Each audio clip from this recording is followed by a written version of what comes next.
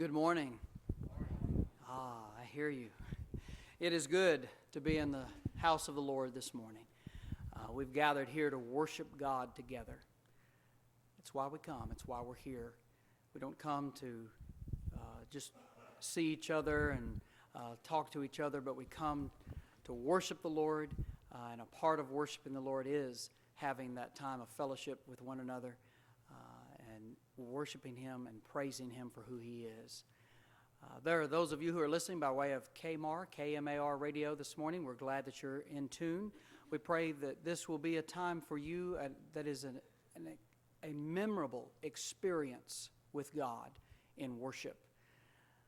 It is good to be in His house this morning. If there are some of you who are visiting with us this morning, you are our guests, and we're glad that you've chosen to worship here at First Baptist Winsboro. There's a portion of your bulletin we would love for you to fill out. You can just tear that off. There's an offering plate that will come later in the service. You can just slip that, let that be your offering this morning as a visitor. And we're glad, again, that you've chosen to worship the Lord here with us today. It is good to be with each other in worship.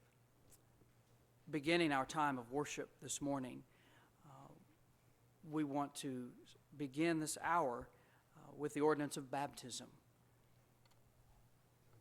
I believe Steve is coming at this time.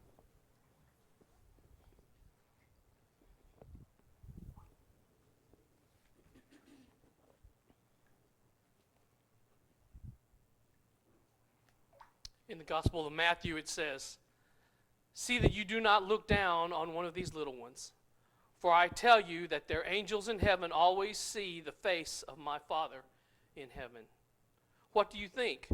If a man owns 100 sheep and one of them wanders away, will he not leave the 99 on the hills and go to look for the one that wandered off?